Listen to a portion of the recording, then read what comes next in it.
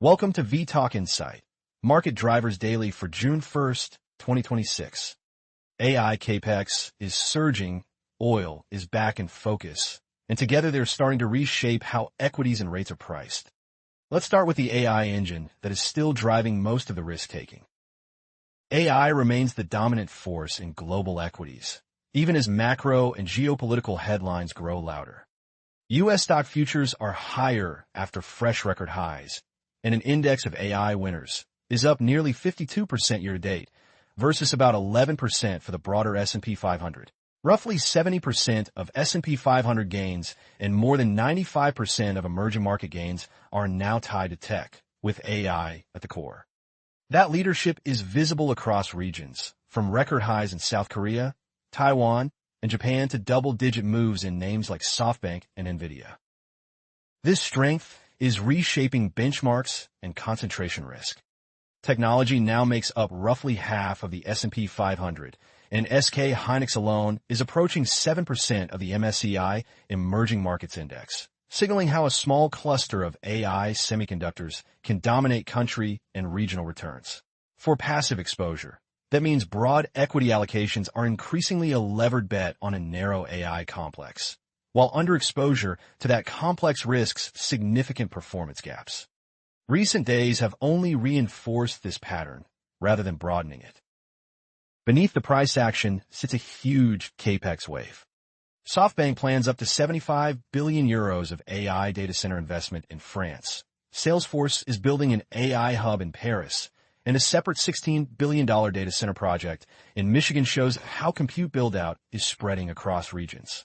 Alphabet is preparing a large equity raise, including backing from Berkshire Hathaway, to support around $190 billion of AI-related capital spending this year, while regulated AI, compute futures, and indices emerge as tools to hedge rapidly rising token and infrastructure costs.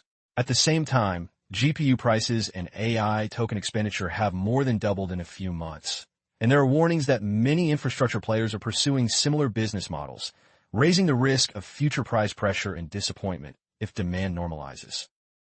The macro narrative around AI is also shifting. Recent studies show no evidence yet of widespread job losses, and youth unemployment has actually fallen, while jobs requiring AI skills command wage premiums of up to 50%. AI-driven investment is considered inflationary in the near term, pushing up chip, energy, and equipment costs, and some now argue this could help keep U.S. rates elevated or even revive hiking risks if inflation stays above target.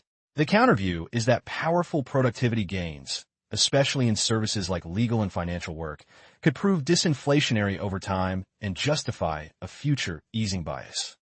For now, earnings momentum in semiconductors, software, and hardware remain strong, but valuations and narrow breadth leave little room for disappointment. Key signposts to watch are the upcoming AI-heavy IPO pipeline, capital raising by names like Alphabet, and whether AI-related gains keep broadening into industrials and commodity producers tied to data center build-outs. That question of breadth matters even more as we turn to the other big driver of today's pricing, geopolitics and energy. Geopolitical risk is still centered on the Middle East, with the Strait of Hormuz acting as the main pressure point. Around 1 billion barrels of supply have been removed over roughly 100 days of disruption, and clearing the backlog of ships and restoring safe passage could take months. Negotiations between the U.S. and Iran remain fragile, with deep disagreements over nuclear activity, control of Hormuz, and conflicts in Lebanon and Gaza. Iran has demonstrated effective control of the strait using low-cost tactics, and recent attacks on vessels appear more frequent than publicly reported, keeping security risks elevated. Oil prices reflect this tension, but also a degree of market optimism. Brent is up about 3% and nearing $94 after its largest monthly decline since 2020, and prices remain roughly 25% above pre-conflict levels, though still below the extreme spikes some feared. Global inventories are steadily drawing down. June and July are seen as critical months, and some Asian markets are already rationing, underlining near-term supply risk. Yields have ticked higher alongside crude, with benchmark treasuries reversing a week of declines, while energy stocks outperform and some European indices lag despite the oil rally.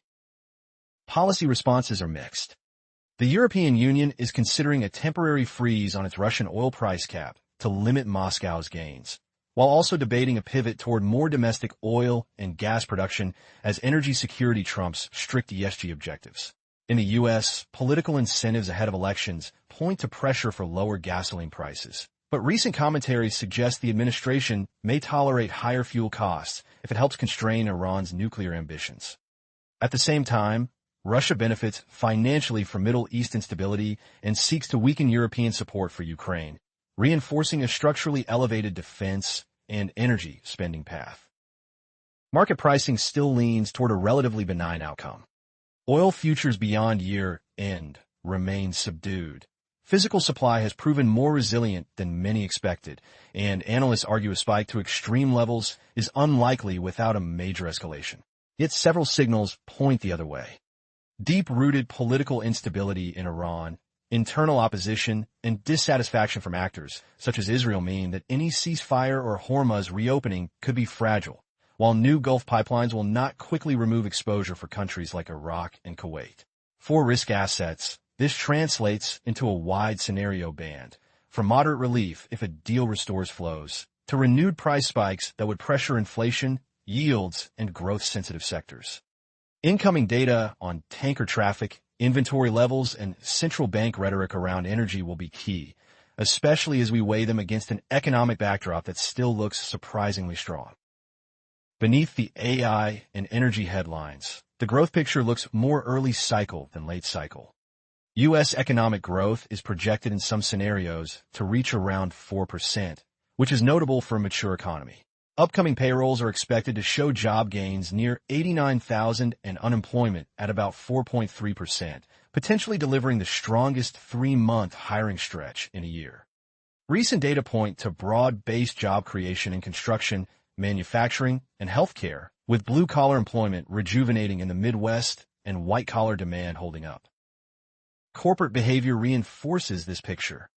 Profit margins are at record highs, and market psychology has shifted to reward companies that increase capital expenditure, even if it weighs on free cash flow and buybacks, as long as earnings growth remains strong.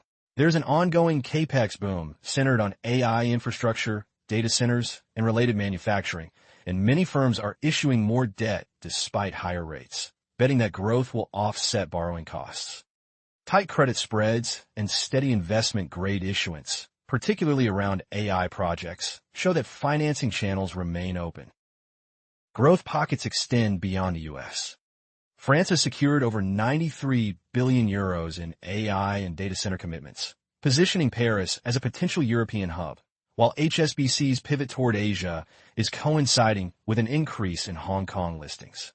Reindustrialization in America's heartland, fueled by data centers and electricity infrastructure, is boosting regional construction and manufacturing jobs, and business formation is running well above pre-pandemic levels.